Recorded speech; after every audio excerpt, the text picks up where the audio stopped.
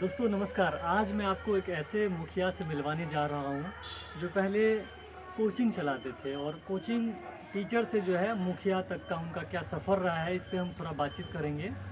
और आपको बता दें कि वो लगातार 2 बार मुखिया बने हैं और बाबूबढ़ी प्रखंड में सबसे ज़्यादा आरटीआई झेलने का जो है अनुभव उन्हीं के पास है। पिछले कार्यकाल में करीब 150 से 200 के बीच जो है उनको आरटीआई उनके ऊपर हुआ था। और इस वर्ष भी अभी जो 2021 में जो पंचायत चुनाव गुजरा है उसमें से अभी तक 1 वर्ष तो हो गया है इनको जीते हुए, और अभी भी करीब 10 आरटीआई जो है इनके ऊपर हो गया है। तो आप समझ सकते हैं वो कौन हो सकते हैं अगर आप इस प्रखंड से ताल्लुक़ रखते हैं तो। और वो इस बाबूबढ़ी मुखिया संघ के अध्यक्ष भी हैं। चलिए अब आपको मैं क्या बोलते हैं उसको डॉट में नहीं रखना चाहता हूँ, मैं उनसे मिलवा ही देता हूँ।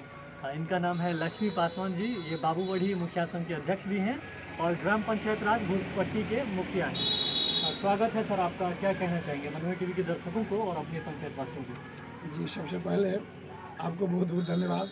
हम और आप लगभग कई बार रूबरू हुए हैं।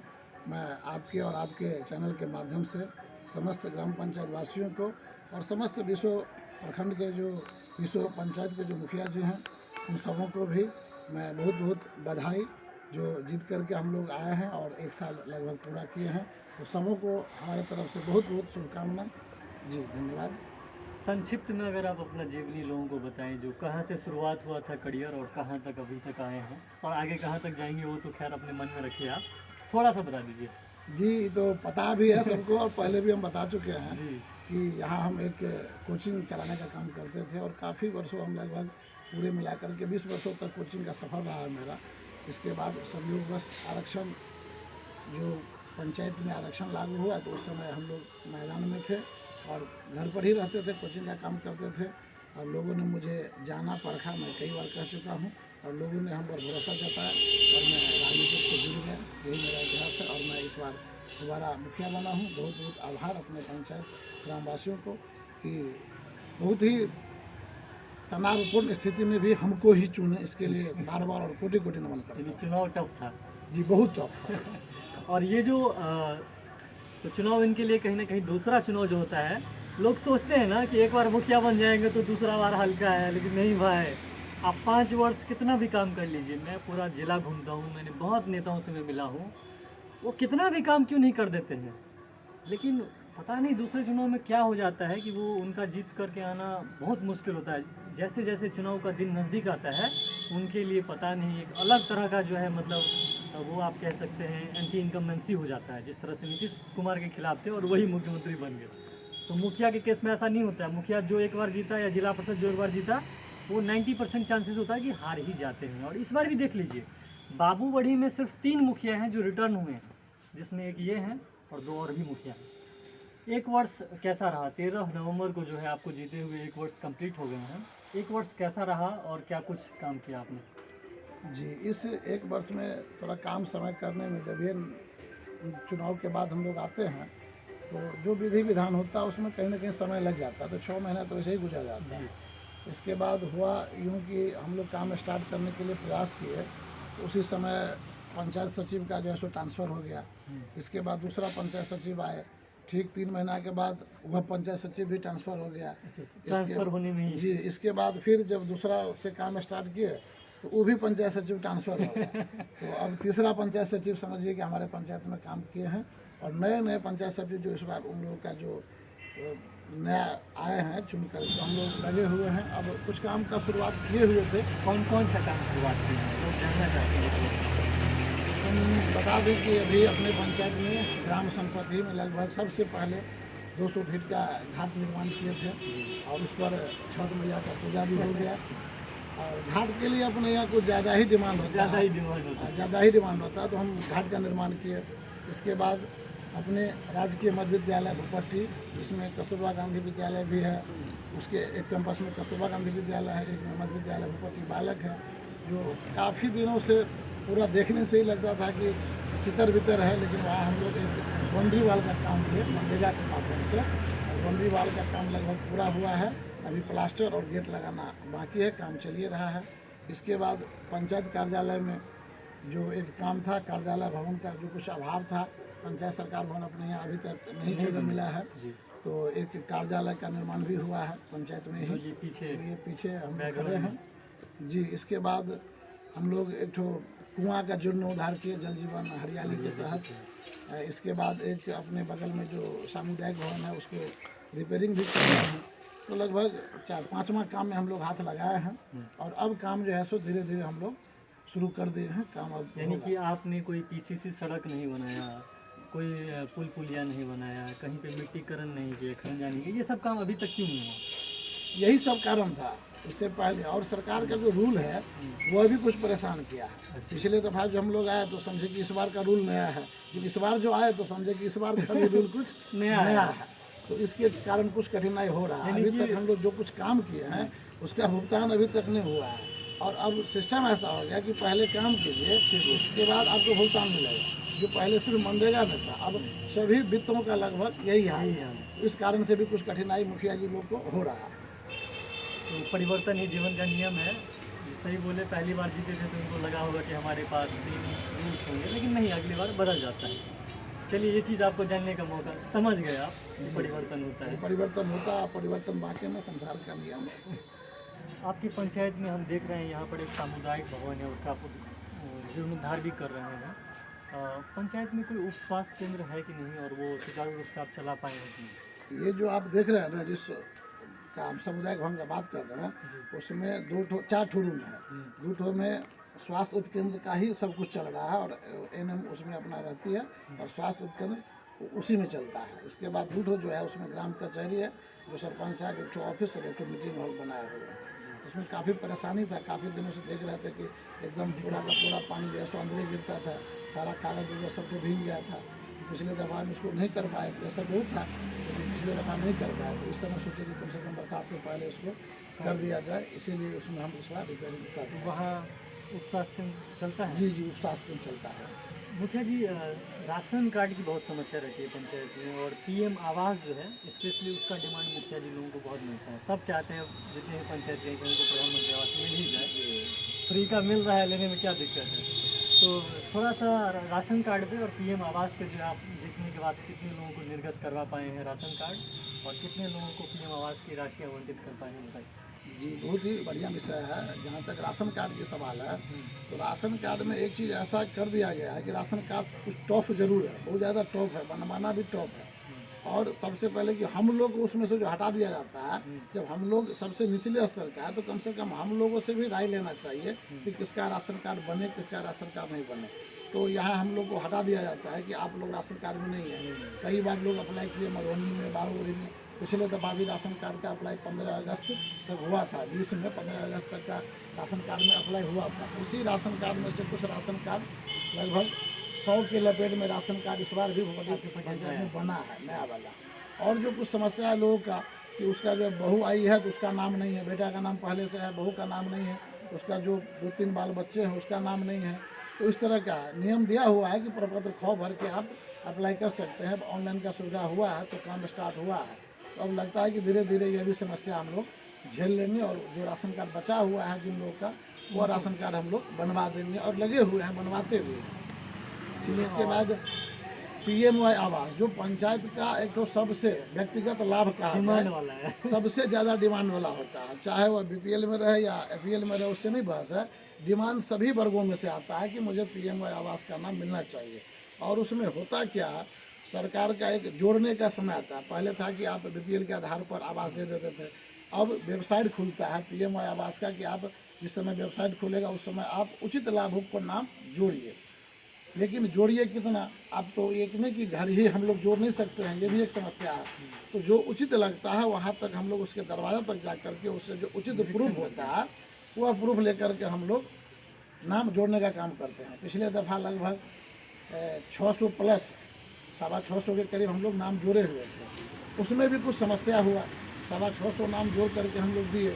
अब सरकार द्वारा उसका जहाँ जहाँ भी वेरिफिकेशन हुआ, उस वेरिफिकेशन के बाद लगभग 463 नाम बच के आया हुआ था। कुछ नाम ऑटो जनरेट में जो है सो स्वयं चला गया था, और इसके चक्कर में पंचायत में जो प्रतिद्वंदी होता है तो काफ़ी परेशान भी किए। राजनीतिक में ये सब चलता रहता है कि मुखिया जी ने आपका नाम कटवा दिया, मुखिया जी ने आपका नाम कटवा दिया। तो एक बार डीएम साहब भी आए हुए थे, हम उनको भी बोले सर कि वीडियो मैडम है, आप पूछ सकते हैं कि ऑटो जनरेट में हमारे यहाँ सबसे कम यानी लगभग 150 नाम अभी कम हो गया है, उसका भी डिमांड हम लोग किए हैं कि वह नाम उचित लाभ हो क्या है आना चाहिए। तो बोला ठीक है, वो अगर आता है तो वो होगा, या नहीं तो फिर से नाम उसको जोड़ दिया जाएगा। ऐसा भी दिया है कि आप अगर साइट खुलता है तो आप उसका नाम जोड़ सकते हैं।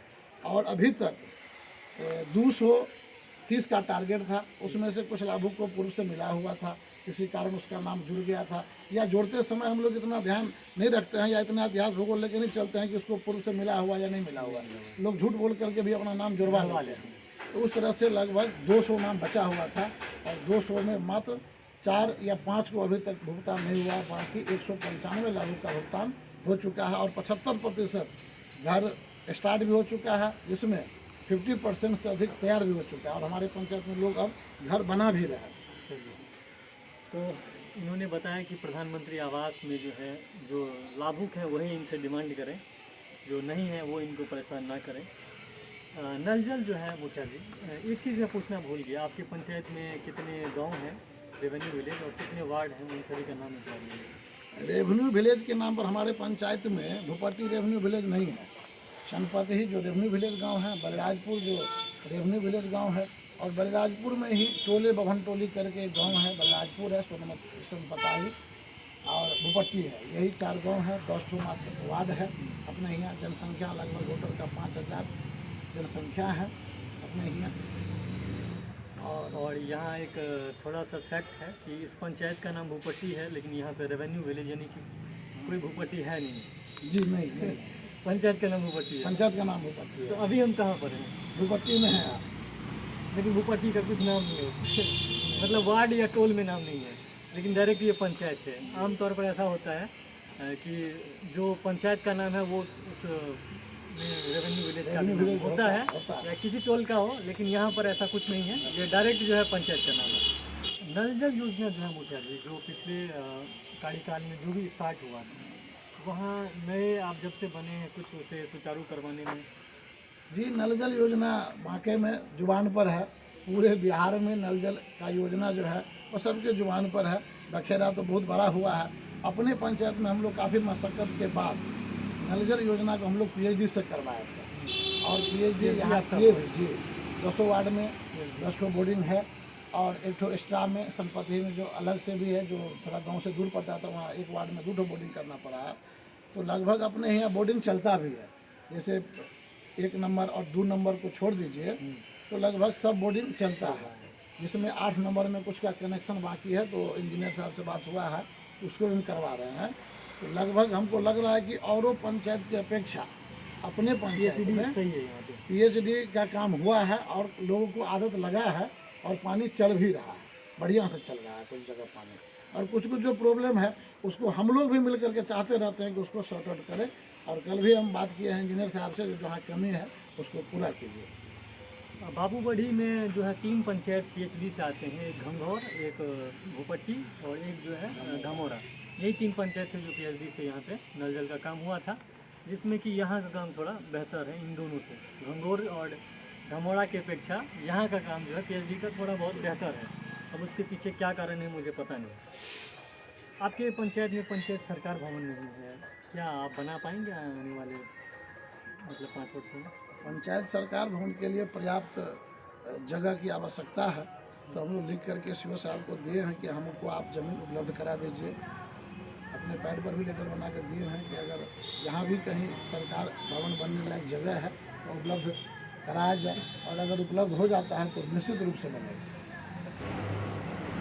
RTI आप पे काफ़ी ज़्यादा हो रहा है, क्या कारण, इतना गबन क्यों करते हैं जो RTI आपके इधर मारा जाता है? देखिए अच्छी बात है, अगर RTI हो रहा है हम उसको झेल रहे हैं, कम से कम लोग को ये समझ तो आ रहा है कि कम से इतना RTI लगने के बावजूद भी हमारे पंचायत के मुखिया जी बिल्कुल खड़े रहो तुम अब चल होकर, डरो ना आंधी पानी से। यह काम करते हुए भी, RTI झेलते हुए भी मैं पंचायत का सारा वर्क किया हूँ, और मुझे कभी बहुत ज़्यादा परेशानी नहीं हुआ। अब RTI का जो जवाब होता है उसको देने में, या वो जो समय कुछ बर्बाद होता है उसमें तो कुछ समय बर्बाद होता है, परेशानी कुछ होता है, लेकिन हम अगर चोरी करेंगे या हम कुछ गलत करेंगे तभी तो हमारे ऊपर कोई खिलाफ या कुछ एक्शन होगा। चुनाव में बहुत सारा एजेंडा निकला कि उन्होंने ये खा गया, फलाना जगह का रोड खा गया, जहाँ हम लोग योजना लोड करवाए थे उस योजना लोड किया हुआ जो पंजी था वो पंजी निकाल के कहा देखो ये भी रोड निकाल के खा गया। तो भाई जो आरटीआई का जो अथी है, जो आरटीआई लगातार जो मांगने वाले लोग हैं उनसे भी हम कहेंगे कि अगर आपने ऐसा बहुत कुछ कहा, आप प्रतिद्वंदी है, चाहे आरटीआई से ही आपको सब कुछ है, तो आपको तो सब कुछ मिल ही रहा है, तो क्यों नहीं आज तक जो है तो हम पर आप जिस रोड को हम खा गए हैं या जिस रोड को हम काम नहीं किए, पैसा उठा लिए, तो उसको उजागर कीजिए ना। आज के समय में ऐसा कुछ नहीं है, हम यहाँ का ही नहीं, अगर दूसरे जगह का बात करेंगे तो आज के समय में जो इंजीनियर है वह बगैर काम किए हुए अब आपको कहीं भी राशि निकालने नहीं देगा। और जो सरकार का जो सिस्टम है वो ऐसा सिस्टम हो गया है कि आप बगैर काम किए हुए कोई भी 1 रुपया कहीं से नहीं निकाल सकते हैं। इसीलिए अगर आरटीआई डालते हैं तो जवाब देना मेरा काम है, यह लोक अधिकार है, तो लोक अधिकार है तो अब उसका पालन तो करना पड़ेगा। जी, इनसे उन तमाम नेताओं को सीख लेनी चाहिए। देख लीजिए इन पे भी आरटीआई किया जाता है, लेकिन ये जो भी आरटीआई करता है उससे दुश्मनी नहीं कर रहे हैं, बल्कि उसको जवाब दे रहे हैं, आरटीआई देते हैं। सही बात है, उनका करने का अधिकार है, दे रहे हैं। इसलिए अगर आप पे आरटीआई कोई कर रहा है तो आप उसको पर्सनली मत लीजिए, उसको उसका अधिकार है। आरटीआई राइट टू इन्फॉर्मेशन उनका अधिकार है, वो कर रहे हैं। आप उत्तरदायी हैं, नेता हैं, जनप्रतिनिधि हैं, आप जवाब दीजिए। दूसरा सर आपसे हम पूछना चाहेंगे कि पूरे बिहार में स्पेशली जो बाबूबढ़ी के वार्ड सदस्य हैं, इस पंचायत चुनाव में जो वार्ड सदस्य थे वो तो मुखिया से भी ज़्यादा खर्चीले मतलब चुनाव लड़ रहे हैं। मुझे कहना नहीं चाहिए लेकिन फिर भी मैं कह रहा हूँ कि उन्होंने इस बार वार्ड सदस्य सब ने दारू बांटा है, मुर्गा पार्टी किया है। मतलब मुखिया उतना नहीं कर रहा था, उससे ज़्यादा लाख, 1.5 लाख, 2 लाख तक जो है एक वार्ड सदस्य का खर्चा था। सिर्फ इस वजह से उन लोगों को जो है एक रूमर फैल गया था कि वार्ड सदस्य में बहुत कमाई हुई है, मुखिया बिना वार्ड सदस्य के साइन के जैसे कमाई मतलब किछ कोई नहीं सके थे। मतलब वार्ड सदस्य मतलब इतना ज़्यादा उसका क्रेज आ गया था। लोग ऐसे थे जो समिति में नहीं लड़के, सरपंच में नहीं लड़के, जिला परिषद तक में जो है नहीं लड़के, वार्ड सदस्य में लड़े हैं, सिर्फ इसलिए कि इसमें जो है मतलब कुछ कमाई होगा, मुखिया से भी ऊपर वैल्यू रहेगा। और जो मुखिया वाले थे वो तो शायद मुखिया में ही लड़े हैं, ऐसा मुझे कहीं पे देखने को नहीं मिला है। मुखिया वाला कभी भी एडजस्टमेंट नहीं करता, जो मुखिया चुनाव लड़ता है वो हमेशा मुखिया में ही लड़ता है। हाँ, अब सीट रिजर्व हो जाए, परिस्थिति ऐसा हो महिला पुरुष का, तभी वो अपना सीट छोड़ते हैं, अन्यथा वो मुखिया में ही रहते हैं।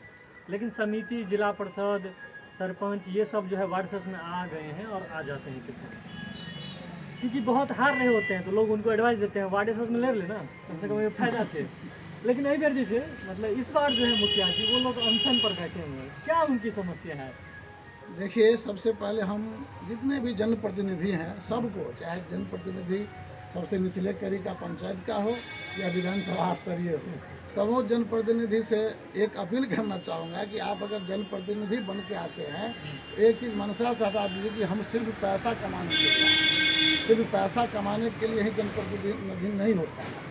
आप सेवा के भाव से आते हैं, तो सेवा के भाव से आते हैं तो सेवा करना चाहिए, ना कि आप हम कोई बिजनेस नहीं कि मैंने लाख रुपया खर्चा किया, इसके बाद जाएंगे तो उसमें 5 लाख रुपया कमा लेंगे या 10 लाख रुपया कमा लेंगे। अगर आप ऐसा करते हैं तो इसका नतीजा भी आपको मिल जा रहा है। मैं बहुत ज़्यादा नहीं कहूँगा, बहुत ज़्यादा जनप्रतिनिधि इस बात को जान रहे हैं, लेकिन ये ज़रूर है कि अगर जब तक आप सेवा के भाव से नहीं आइएगा तब तक आप सही काम नहीं कर पाइएगा। सेवा का भाव आपको प्राथमिकता के तौर पर देना पड़ेगा।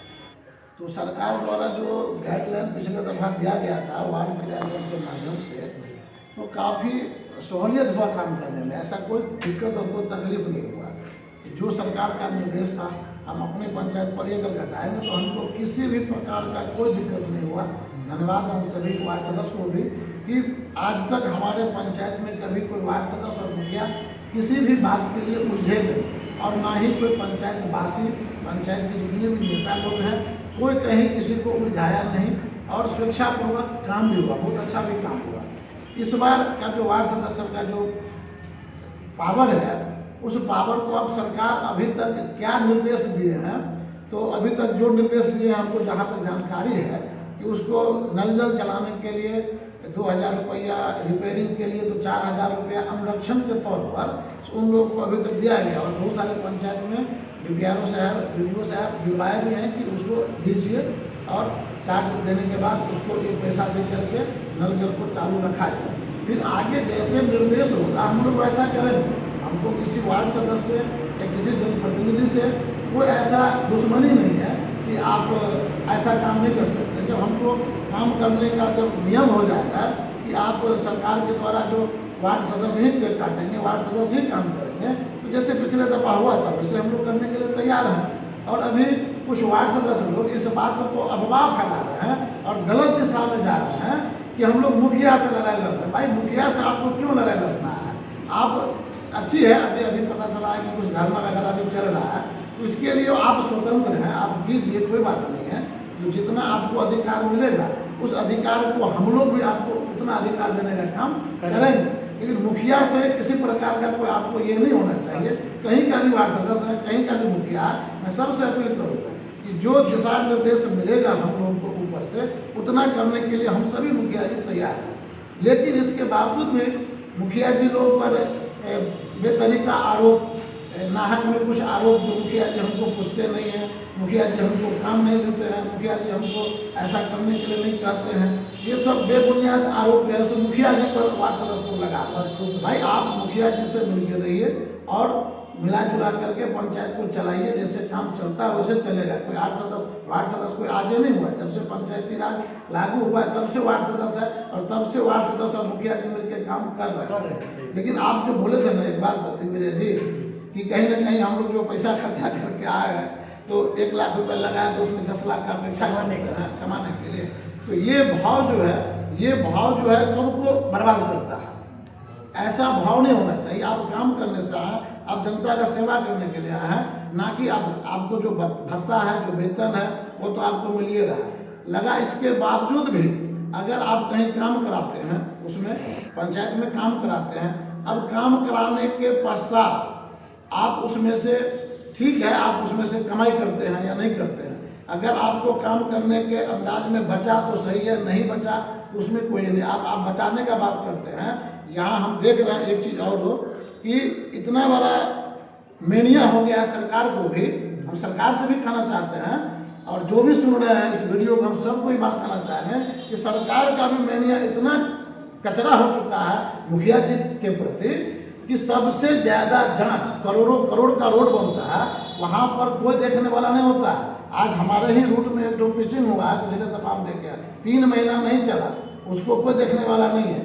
लेकिन मुखिया जी लोग के प्रति इतना भावना गलत हो गया, सबों का भावना ऊपर से नीचे तक का भावना कि मुखिया जी और पंचायत सिर्फ लूटने का काम करते हैं, जबकि अब पंचायत में काम होने लगा है। अभी बहुत सारा पंचायत घूमे हैं, आप देखे हो जाएगी कि जितना 20 वर्षों में विकास नहीं हुआ है उतना इस 5 वर्ष में विकास हुआ है, ऐसी बात नहीं है। और हर सप्ताह हम लोग को आज कौन है तो हमारे पंचायत का ही लीजिए, सबसे पहले एक बार एडीएम साहब आए, इसके बाद हमारे पंचायत में डीएम साहब आए, इसके बाद एक तो बुधवारी में हमारे नलिनी मैडम जी है, प्रभारी हैं बाबूरी के, उन्होंने आया, इसके बाद फिर एक तो मनरेगा का ऑडिटर साहब आए। लगभग 5-6 बार 7 बार अभी तक हमारे यहाँ जाँच आ चुका है और जगह जगह कैंपिंग हो रहा है, हर महीना में कहीं ना कहीं कैंपिंग हो रहा है। तो कहीं ना कहीं सरकार भी हमको छोड़ने वाले नहीं है। लेकिन ठीक है, अच्छी बात है, जांच होना कोई खराब बात नहीं है, अच्छी बात है। हम लोग भी अप टू डेट हो जाते हैं, काम करने का तरीका पता चल जाता है। लेकिन भावना कम से कम सही होना चाहिए हमारे हिसाब से।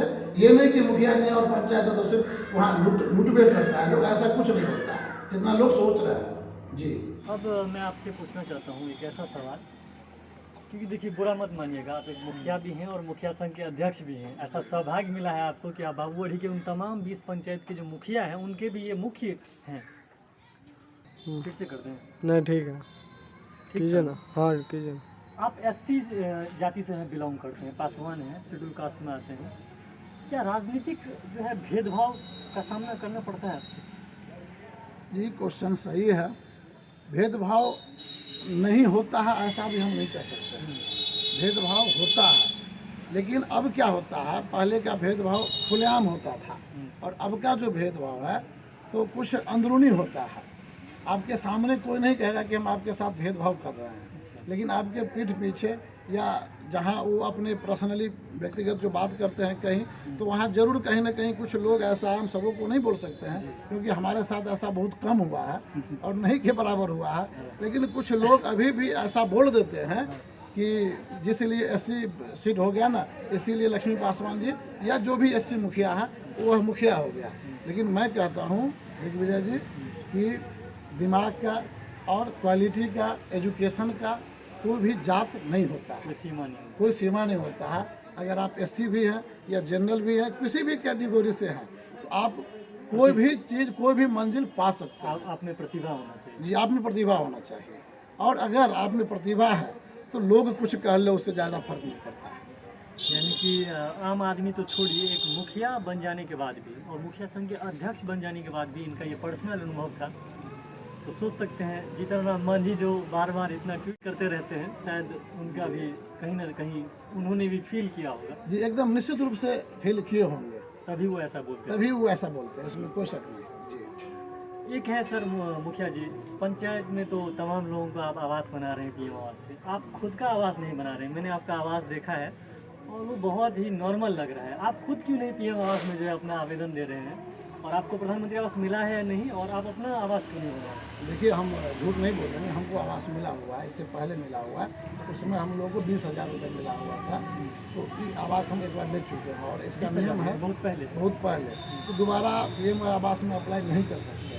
रही बात हमारे घर के लिए, बहुत सारे लोग इस बात के लिए हमको लगातार बोलते रहते हैं और कई बार हमको बोला जाता है कि देखिए मुखिया बने हो तो कोई अपना घर बनाने के लिए मुखिया नहीं बने।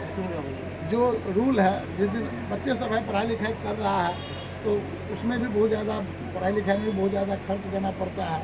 और हम आपको पहले बता दिए हैं कि सिर्फ अपने घर बनाने के लिए और कमाने के लिए लोग मुखिया नहीं बनते हैं, सेवा के भाव से आइए। अब हम जिस घर में रह रहे हैं, जब देखा जाएगा जिस समय ज़रूरत पड़ेगा उस समय बनेगा। ऐसा बात नहीं कि घर नहीं बनेगा। हम उम्मीद करते हैं कि मेरा भी घर बढ़िया से बढ़िया हो। इच्छा तो सबको होता है, मेरा इच्छा नहीं कि हम बहुत बड़े घर में रहे, इच्छा तो सबको होता है, लेकिन जब समय आएगा उस समय देख लिया जाएगा। फिलहाल अभी हम लोग लगे हुए हैं, कार्य में हैं, सेवा में हैं। तो अभी हम अपना घर बांके में नहीं बनाए, और जो घर बनाए हैं इतना मेहनत से बनाया है, उसी घर को हम तो तोड़ने में भी बहुत ज़्यादा मेहनत लगता है हमको, इसलिए वो अभी उसको नहीं तोड़ते हैं। वही पसंद है, और वही पसंद है, हम उसमें रह लेते हैं क्योंकि हम लोग ज़मीन से जुड़े हुए रहे हैं हमेशा और बहुत ही बचपन से सब कुछ देखे हुए हैं। तो सारी परिस्थिति से हम अवगत हैं, तो हम कहीं भी रह लेंगे, हमको नहीं टेंशन। तो सही बात है। जीवन में दोस्तों रोटी, कपड़ा और मकान, ये तीनों बहुत इम्पोर्टेंट चीज़ है। और रोटी एंड कपड़ा तो आज के दौर में मतलब आसान है, लेकिन मकान बनाना बहुत मुश्किल है। और अगर आप में से भी बहुत ऐसे लोग होंगे मेरे दर्शक, युवा भी हो सकते हैं या किसी भी उम्र के हों, अगर आपने अपना घर अपने दम पे बनाया है तो आप जानते होंगे कि कितना मेहनत लगता है। कई बार पैसों के कारण जो है लेबर जब आपके यहाँ नहीं आता है, कई बार पैसों के कारण जब हार्डवेयर वाला आपके यहाँ सामान नहीं गिराता है, कई बार पैसों के कारण जो है आपको ढलाई के बजाय एल्वेस्टर डालना पड़ता है। ये सब चीज़ें जो अनुभव है ये उसी के पास होता है जो घर बनाता है। और उसके बाद जब वो घर बन जाता है तो उसके प्रति कितना ज़्यादा मोह हो जाता है, एक संतान की जैसा उसके साथ आपको मोह हो जाएगा कि नहीं अब ये जैसा है यही मेरे लिए ताजमहल है, होना भी चाहिए। तो आज के इस वीडियो में मैंने आपको जिन शख्स से मिलाया ये है लक्ष्मी पासवान, किसी परिचय के मोहताज नहीं है। इनकी संघर्ष भरी जीवनी को मैंने दिखाया, साथ में इन्होंने पिछले 6 वर्ष में पंचायत के लिए क्या कुछ किया है वो भी आप लोग भली भांति जानते होंगे। दूसरी बार जो है लगातार जीते हैं और 1 वर्ष इन्होंने कंप्लीट किया है। उम्मीद करते हैं कि आने वाला जो वर्ष होगा, 1 वर्ष और वित्तीय वर्ष, उसमें और भी ये बढ़िया काम करें। और अभी तो खैर अगले चुनाव तक बहुत समय है, 5 वर्ष है, तब तक बहुत सारे काम हो जाएंगे। तो इसलिए 1 वर्ष और इनका बेमिसाल हो ये हम उम्मीद करते हैं। लास्ट में लक्ष्मी पासवान जी, आप हमारे मधुबनी टीवी के दर्शकों को और भूपट्टी पंचायत के जो जनता मालिक हैं जिन्होंने आपको जिताया है लगातार दूसरी बार, जो या फिर जो भी हैं जो उम्मीद आपसे रखते हैं जो कुछ करेगा मेरे पंचायत के लिए, उन सभी को क्या कहते हुए जो है अपनी वाणी को काम करें? जी, मैं मधुबनी टीवी के जितने भी दर्शक हैं उन सबों को नमस्कार, प्रणाम। और जितने भी इस वीडियो को सुनेंगे मैं उन सबों से अपील करना चाहूँगा कि आप सेवा के भाव से अगर हैं तो जनप्रतिनिधि को भी सम्मान कीजिए, चाहे किसी भी कैटेगरी में है उनका भी सम्मान होना चाहिए।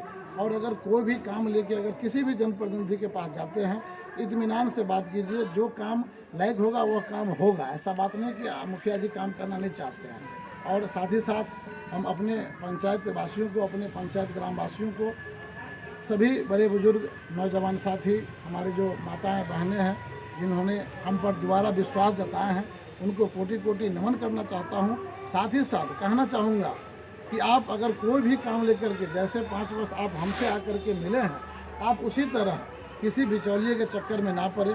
बहुत सारे अफवाह हैं, बहुत सारे झूठ मूठ का आपको पढ़ा दिया जाता है कि मुखिया जी ने आपको ऐसा कर दिया, मुखिया जी ने आपको यहाँ से नाम हटा दिया। इतना तक कि जो काम हम करवा देते हैं, इस चीज़ को हम इसलिए कह रहे हैं कि इस काम भुगत भोगी है। जो काम हम करवा देते हैं, बिचौलिए वहाँ जा करके उसको कहता है कि नहीं तुम 1000 रुपया दो, ये काम तो मुखिया जी तुम्हारा काम टेबल पर फेंक दिया था, मैंने उठा करके वहाँ से तुम्हारा काम करवा दिया। और कभी कभी अफसोस होता है कि लोग वहाँ जा कर के फंस जाते हैं, लेकिन इस बात के लिए वो हमारे पास नहीं आता है। तो वैसे जनता से, वैसे ग्रामवासियों से हम कहना चाहेंगे कि आप डायरेक्ट हमसे मिलिए और जो भी समस्या है आप हमसे मिल करके हमारे साथ फेस कीजिए। निश्चित रूप से हम खरा उतरे हैं और खरा उतरने का काम करेंगे। और अगर आप लोग का आशीर्वाद और प्यार इसी तरह बना रहा तो मैं जब तक रहूँगा, मैं आप लोग का सेवा करता रहूँगा, चाहे मुखिया रहूँ या ना रहूँ। बस मेरा काम है सेवा करना और सेवा करते रहेंगे। बहुत बहुत धन्यवाद। तो अभी आप देख रहे थे मधुबनी टीवी और मेरे साथ थे लक्ष्मी पासवान, जो कि मुखिया ग्राम पंचायत राज भोपट्टी के हैं और बाबूबड़ी मुखिया संघ के जो है अध्यक्ष भी हैं। उम्मीद करते हैं कि इस वीडियो से आपको काफ़ी अनुभव मिला होगा और इनके 1 वर्ष में किए गए कार्यकाल में जो भी काम हुआ है उसके बारे में भी जानकारी मिली होगी। वीडियो अगर अच्छा लगा हो तो इसे शेयर करके जितने भी भोपट्टी पंचायत के वोटर्स हैं उन तक पहुँचाइए और जितने भी प्रतिनिधि हैं उन तक भी पहुँचाइए। और एक ही चीज़ मैं कहना चाहूँगा, मुझे भी मोरल ऑफ द स्टोरी एक ही चीज़ मिला है कि राजनीति में आप इन्वेस्टमेंट करके मत आइए कि मतलब कुछ इन्वेस्ट कर देंगे फिर जीतेंगे फिर तो अपना राज होगा, ऐसा कुछ नहीं होता है। सेवा भावना से आइए। राजनीति वो है जिसमें आपका अपना भी जो है डूब जाएगा। यहाँ सिर्फ सम्मान मिलता है। यहाँ बहुत बड़ा इमारत MLA MP होता होगा, मुझे नहीं पता, लेकिन जो ग्राम पंचायत के लेवल के हैं उनका मुझे जहाँ तक पता है कि जितना कमाई है उससे ज़्यादा खर्चा हो जाता है। चलिए बहुत बहुत धन्यवाद।